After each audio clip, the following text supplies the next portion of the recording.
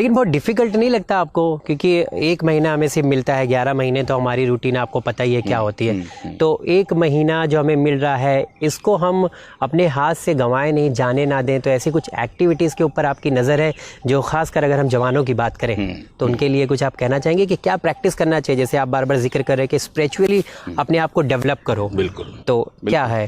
دیکھیے، میں جوانوں سے یہ کہنا چاہوں گا کہ جو شریعت ہے نا، ہمارے نوجوان شریعت سے اکثر ڈرتے ہیں کہ یہ شریعت جو ہے وہ ہمیں کیا بنانے والی ہے، یہ ہمیں ملا بنا دے گی، یا مثلاً ہمیں جو ہے وہ ایک ایسا انسان بنا دے کہ جو دنیا میں مس فٹ ہو جائے.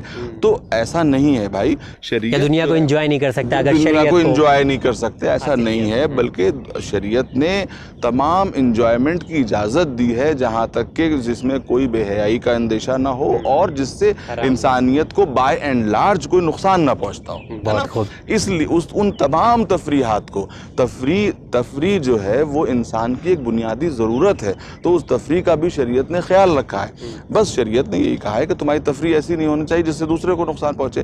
زیادہ تر چیزیں ایسی ہیں، آپ یہ سمجھ لیجئے قرآن کا فارمولہ یہ ہے کہ وہ تمام چیزیں تمہارے لیے جو ہے وہ منع کی گئی ہیں، حرام کی گئی ہیں، جو تمہارے لیے یا تو تمہارے لیے انفرادی طور پر یا سماج کے لیے نقصان دہ ہیں. اسی لیے تو جگہ جگہ بھئی جو ہے وہ شراب اور جوئے کے لیے کیا کہہ دیا؟ اسمہما اکبر من نفعہما. یہ قرآن کی آیت ہے کہ چونکہ اس کے گناہ اور اس کی برائیاں جو ہیں وہ اس کے فائدوں سے بھاری ہیں، اس کے اوپر حاوی ہیں، لہٰذا یہ دونوں چیزیں تمہارے لیے منع کر دی گئی ہیں، کیونکہ بطور کلی سماج کے لیے غلط ہیں یہ تمام چیزیں. تو میں نوجوانوں سے یہ کہنا چاہوں گا کہ میرے بھائیوں، میرے چھوٹے بھائیوں، میں آپ سے یہ کہنا چاہوں گا کہ شریعت جو ہے وہ ہے ان پٹ، اور جو آؤٹ پٹ ہے شریعت کا وہ یہ ہے کہ آپ کتنے اچھے انسان بن کے سامنے آ رہے ہیں، آپ کتنے بڑے انسان بن کے سامنے آ رہے ہیں. تو جو کچھ نماز، روزہ، حج، زکوٰۃ، یہ سب وہ ان پٹ ہے کہ جس کے ذریعے سے ایک انسان اچھا انسان بن کے سامنے آئے. تو یہ روزہ اسی لیے ہے کہ آپ اچھے انسان بن جائیں، یہ نمازیں اسی لیے ہیں کہ آپ اچھے انسان بن جائیں، آپ اسپریچولی بلند ہو جائیں اور تمام انسانوں کے لیے آپ اچھے بن جائیں، نیک بن جائیں.